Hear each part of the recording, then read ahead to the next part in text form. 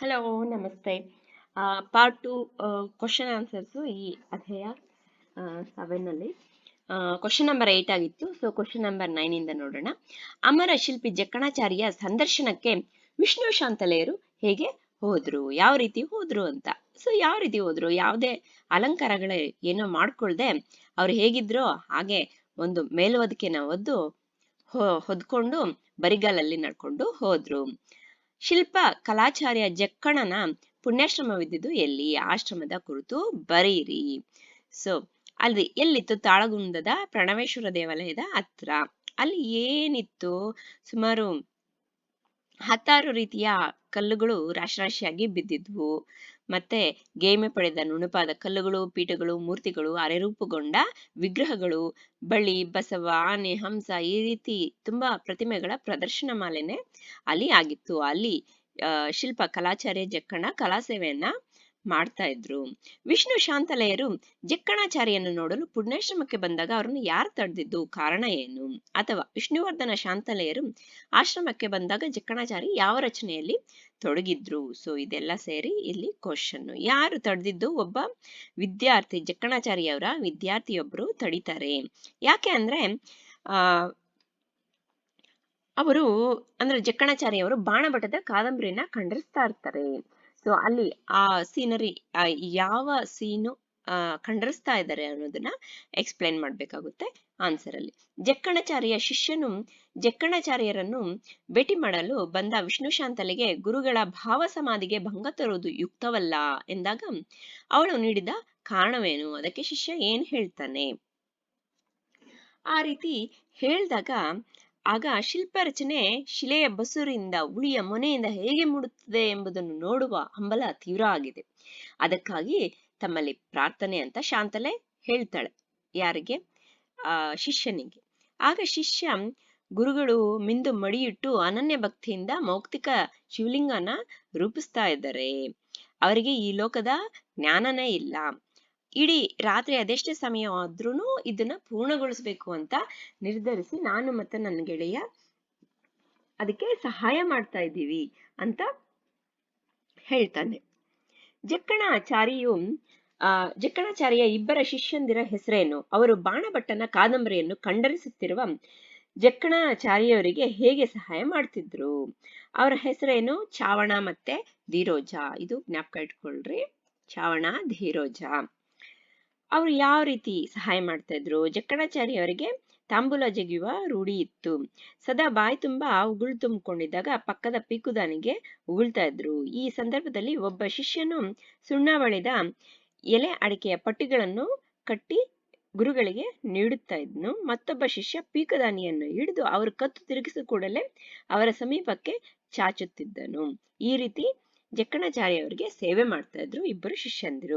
ವಿಷ್ಣುವರ್ಧನನು ಜಕ್ಕಣಾಚಾರ್ಯ ಸೇವೆ ಮಾಡಲು ಜಕ್ಕಣಾಚಾರ್ಯ ಶಿಷ್ಯನನ್ನು ಏನೆಂದು ಕೇಳ್ಕೊಂಡ್ನು?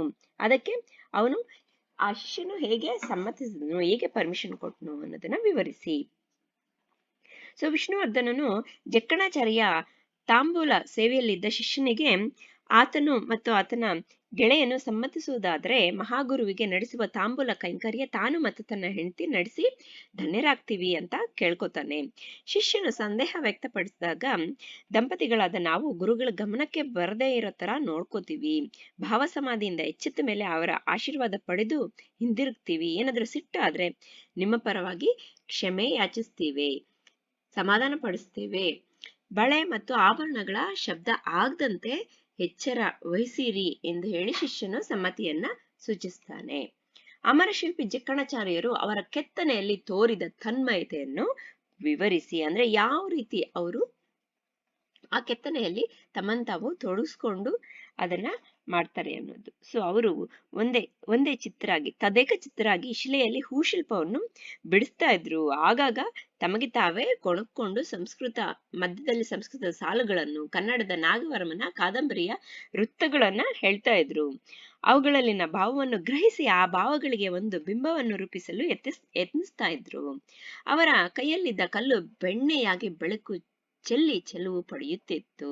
ಈ ರೀತಿ ಕೆತ್ತನೆಯಲ್ಲಿ ಅವರು ತಮ್ಮ ಪರಿಣಿತಿಯನ್ನ ತೋರಿಸ್ತಾ ಇದ್ರು. ವಿಷ್ಣು ಶಾಂತಲೆಯರು ಅಮರ ಶಿಲ್ಪಿಯ ಶಿಲ್ಪ ಕಾರ್ಯದಲ್ಲಿ ಸಹಾಯಕರಾಗಿ ಹೇಗೆ ಸೇವೆ ಸಲ್ಲಿಸಿದ್ರು, ಯಾವ ರೀತಿ ಸಲ್ಲಿಸ್ತಾ ಇದ್ರು, ಇಡೀ ರಾತ್ರಿ ಅವರಿಗೆ ಸೇವೆ ಮಾಡಿದ್ರು.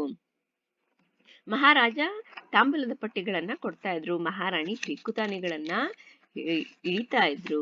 ಸೊ ಒಂದೊಂದ್ಸಲ ಎಂಜಲು ಅವರ ಕೈ ಮೇಲೆ ತಾಕಿದ್ರು ಅದು ದೇವರ ಪ್ರಸಾದ ಅಂತ ಅನ್ಕೊಂಡು ಅವರ ಸೇವೆಯಲ್ಲಿ ನಿರತರಾಗಿದ್ರು.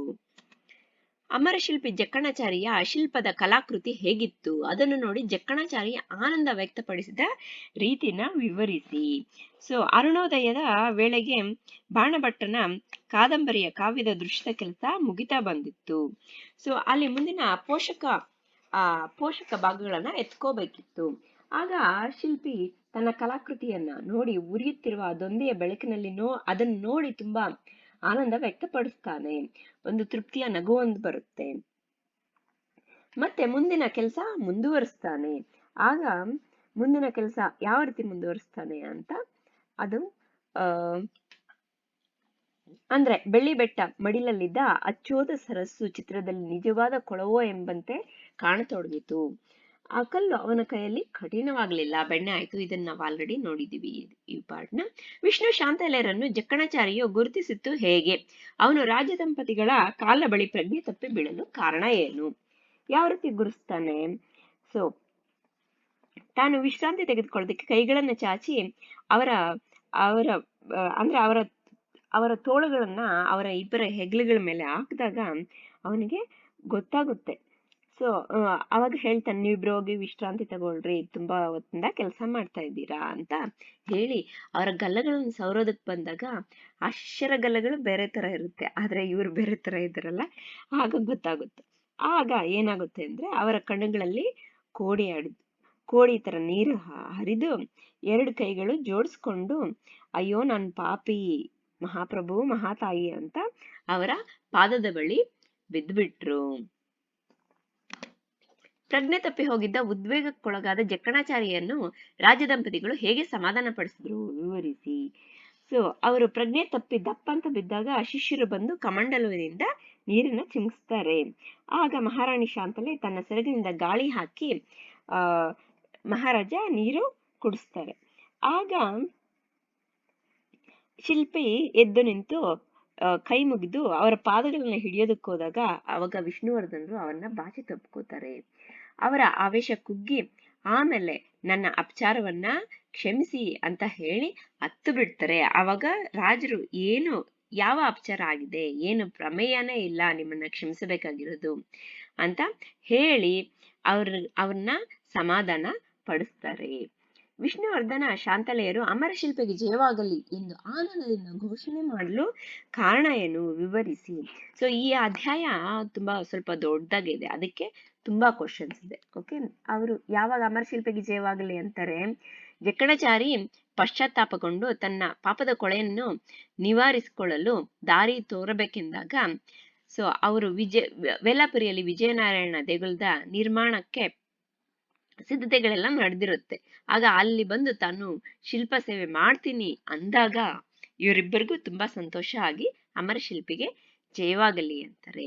ಜಕ್ಕಣಾಚಾರ್ಯು ದೇವಾಲಯದ ಶಿಲ್ಪ ಸೇವೆ ಮಾಡಲು ಒಪ್ಪಿಕೊಂಡನೆ, ಆದರೆ ಅವನು ರಾಜದಂಪತಿಗಳಲ್ಲಿ ಭಿನ್ನವಿಸಿಕೊಂಡಿದ್ದೇನು, ಯಾವ ರೀತಿ ಕಂಡೀಷನ್ ಆಗ್ತಾ ಅಂತ ಅದನ್ನು ರಾಜದಂಪತಿಗಳು ಹೇಗೆ ಪರಿಪಾಲಿಸ್ಕೊಂಡು ಬಂದ್ರು. ಸೊ ಅವನು ಒಪ್ಕೊಂಡಿದಾದ್ಮೇಲೆ ಏನ್ ಹೇಳ್ದ, ಜಕ್ಕಣಾಚಾರಿ ಅಂತ ನೀವು ನನ್ನ ಕರಿಬಾರ್ದು, ಕರೆದ್ರೆ ನಾನು ಆತ್ಮಹತ್ಯೆಗೂ ಏಸೋನಲ್ಲ ಅಂತ ಹೇಳ್ತಾನೆ. ಆಗ ಇವರು ರಾಜದಂಪತಿಗಳು ಅವನ್ನ ಅಮರಶಿಲ್ಪಿ ಅಂತಾನೆ ಕರೀತಾರೆ. ಜಕ್ಕಣಾಚಾರ್ಯವರ ಆತ್ಮಚರಿತ್ರೆಯ ಕುರಿತು ವಿವರಿಸಿ. ಸೊ ಅವ್ರದ್ದು ಯಾವ್ದು ಊರು, ಅವರ ಪತ್ನಿ ಬಗ್ಗೆ, ಅವ್ರ ಮಧ್ಯೆ ಯಾವ ರೀತಿ ಜಗಳ ಆಯ್ತು, ಆಗ ಜಕ್ಕಣಾಚಾರಿಗೆ ಇಷ್ಟ ಇಲ್ಲದೆ ಊರು ಬಿಟ್ಟು ಹೋಗಿ ಬೇರೆ ದೇಶ ವಿದೇಶಗಳನ್ನೆಲ್ಲ ಸುತ್ತಿ ಆಶ್ರಮ ಕಟ್ಟಿ ಹೇಗೆ ಕಲಾ ಸೇವೆಯಲ್ಲಿ ತಮ್ಮನ್ನ ತಾವು ತೊಡಗಿಸ್ಕೋತಾರೆ ಅನ್ನೋದನ್ನ ಬರಿಬೇಕಾಗುತ್ತೆ. ಅಮರಶಿಲ್ಪಿ ಜಕ್ಕಣಾಚಾರ್ಯ ಮಾರ್ಗದರ್ಶನದಲ್ಲಿ ನಿರ್ಮಿತವಾದ ದೇಗುಲಗಳ ಬಗ್ಗೆ ಬರಿಬೇಕು ಇಲ್ಲಿ ಈ ಕ್ವಶನ್ಗೆ. ಸೊ ಅವರ ಮಾರ್ಗದರ್ಶನದಲ್ಲಿ ಸಹಸ್ರಾರು ಶಿಲ್ಪಿಗಳು ಮಹತ್ ಕಾರ್ಯವನ್ನು ಕೈಗೆತ್ತಿಕೊಂಡ್ರು. ಒಂದು ನೂತನ ದೇವಾಲಯವೊಂದು ಸಿದ್ಧವಾಗಿ ನಿಂತಿತು. ಅದೊಂದು ಅಮರಕಲೆಯ ವಿದ್ಯಾಲಯ. ಶಿಲ್ಪದಲ್ಲೇ ಶಾಶ್ವತಗೊಳಿಸಿದ ನೃತ್ಯ ಕಲೆಯ ಒಂದು ಸಾಕಾರ ವಿಶ್ವವಿದ್ಯಾನಿಲಯ, ಇದನ್ನೆಲ್ಲ ಸ್ವಲ್ಪ ಎಕ್ಸ್ಪ್ಲೈನ್ ಮಾಡಬೇಕಾಗುತ್ತೆ. ಸೊ ಮತ್ತೆ ಯಾವ ದಿನ ಪ್ರತಿಷ್ಠಾಪನೆ ಇತ್ತು ಅನ್ನೋದನ್ನ ಬರಿಬೇಕು. ದೇವಾಲಯದ ಉದ್ಘಾಟನಾ ಸಮಾರಂಭದ ದಿನ ನಡೆದ ವಿಚಿತ್ರ ಘಟನೆ ಯಾವುದು? ಅಥವಾ ಸಕಲ ಸಾಮ್ರಾಜ್ಯಕ್ಕೂ ಹರ್ಷ ತಂದ ದಿನವು ರಾಜರಾಣಿಯರ ಪಾಲಿಗೆ ಅಳು ತಂದ ದಿನವೇ ಆಗಿತ್ತು ಎಂದು ಹೇಳಲು ಕಾರಣವೇನು? ಇದು ಬೋರ್ಡ್ ಎಕ್ಸಾಮ್ ಪೇಪರ್ ಅಲ್ಲಿ ಬಂದಿತ್ತಲ್ಲ ಕ್ವಶನ್, ಆನ್ಸರ್ ಆಲ್ರೆಡಿ ನೋಡಿದೀವಿ. ಇಲ್ಲಿ ಸಂದರ್ಭ ಸಹಿತ ವಿವರಿಸಿ. ಬೇಡ ಶಾಂತಿ, ಆ ಮಹಾಶಯನ ಸಹವಾಸವೇ ಬೇಡ. ಸೊ ಇದು ಬಂದು ನಿಮ್ಮ ಸ್ಪೆಸಿಮೆನ್ ಪೇಪರ್ ಅಲ್ಲಿ ಇತ್ತಲ್ಲ, ಸೊ ಅದಕ್ಕೆ ಇದೆ ಆನ್ಸರ್. ಸೊ ಯಾಕೆ ಆ ರೀತಿ ಹೇಳ್ತಾನೆ ಅಂದ್ರೆ, ವಿಷ್ಣುವರ್ಧನ ಜಕ್ಕಣಾಚಾರ್ಯವರನ್ನ ಪರಿಪರಿಯಾಗಿ ಬೇಡ್ಕೊಂಡ್ರು ಜಕ್ಕಣಾಚಾರ್ಯವರು ಒಪ್ಪಲಿಲ್ಲ. ಅದಕ್ಕಾಗಿ ಅವನ ಸಹವಾಸ ಬೇಡ ಅಂತ ವಿಷ್ಣುವರ್ಧನ ಆ ಸಂದರ್ಭದಲ್ಲಿ ಮೇಲಿನ ಮಾತನ್ನ ಹೇಳ್ತಾನೆ. ತಿರಸ್ಕಾರದ ಉತ್ತರ ಕಳಿಸಿದ ಆ ಅಹಂಭಾವದ ಮೊಟ್ಟೆ. ಸೊ ವಿಷ್ಣುವರ್ಧನ ಜಕ್ಕಣಾಚಾರ್ಯವರನ್ನ ಏನೇನು ಬೇಡ್ಕೊಂಡಾಗ ಅವರು ಬರಲ್ಲ ಅಂತ ಹೇಳ್ತಾರೆ, ತಿರಸ್ಕಾರದ ಉತ್ತರ ನೀಡ್ತಾರೆ. ಆದ್ರೆ ಶಾಂತಲೆ ಅವರನ್ನ ಹೋಗಿ ಮಾತಾಡ್ಸೋಣ ಅಂದಾಗ ವಿಷ್ಣುವರ್ಧನ ಕೋಪದಿಂದ ಮೇಲಿನ ಮಾತನ್ನ ಹೇಳ್ತಾನೆ. ಸುಮ್ಮನೆ ಏಕೆ ವ್ಯರ್ಥವಾಗಿ ಕಾಳು ಚೆಲ್ಲುತ್ತಿರುವೆ, ಈ ಪಕ್ಷಿ ನಿನ್ನ ಬಲೆಗೆ ಬೀಳದು. ಸೊ ಇದನ್ನ ಜಕ್ಕಣಾಚಾರ್ಯವರು ವಿಷ್ಣುವರ್ಧನ್ಗೆ ಹೇಳ್ತಾನೆ. ವಿಷ್ಣುವರ್ಧನ ಏನೇನೋ ರೀತಿಯಲ್ಲಿ ಏನ್ ಹೇಳಿದ್ರು ಜಕ್ಕಣಾಚಾರಿ ಒಪ್ಪಲ್ಲ. ಆ ರೀತಿ ಪರಿಪರಿಯಾಗಿ ಬೇಡ್ಕೊಂಡು ಮತ್ತೆ ಇನ್ನು ಅವರನ್ನ ಭಯ ಕೂಡ ಪಡಿಸಿದಾಗ ಮೇಲಿನ ವಾಕ್ಯನ ಜಕ್ಕಣಾಚಾರಿ ಹೇಳ್ತಾರೆ. ದುಂಬಿಗೆ ಝೇಂಕಾರ ಏಕೆಂದು ಕೇಳುವ ಸಾಹಸಕ್ಕೆ ಕೈ ಹಾಕಬೇಡ. ಸೇಮ್ ಇವ್ರನ್ನ ಒಪ್ಸೋದಕ್ಕೆ ಏನೇನೋ ಹೇಳಿದಾಗ ಅವರು ಒಂದಷ್ಟು ಎಕ್ಸ್ಪ್ಲೇನ್ ಮಾಡ್ತಾರೆ. ದುಂಬಿ ಅಂತಾನೆ ವಸಂತವನದಲ್ಲಿ ಕೂಗುವ ಕೋಗಿಲೆ, ಮತ್ತೆ ನಗುವ ನಕ್ಷತ್ರ, ಉರಿಯುವ ಸೂರ್ಯ, ತಂಪೆರೆಯುವ ಚಂದ್ರ, ಬೆತ್ತಲೆಯಾಗಿ ನಿಂತ ಬೆಟ್ಟ, ಬೆಳೆವ ವೃಕ್ಷ, ಮೈಹಾಸಿ ಮಲಗಿರುವ ನಿಸರ್ಗ. ದುಂಬಿಗೆ ಝೇಂಕಾರ ಏಕೆ ಎಂದು ಕೇಳೋ ಸಾಹಸಕ್ಕೆ ಕೈ ಹಾಕಬೇಡ ಅಂತ ಹೇಳ್ತಾರೆ. ಯಾರು ಅವರ ಭಾವ ಸಮಾಧಿಗೆ ಭಂಗ ತರುವುದು ಯುಕ್ತ ಅಲ್ಲ. ಸೊ ಇದನ್ನ ಶಿಷ್ಯ ಹೇಳ್ತಾನಲ್ಲ.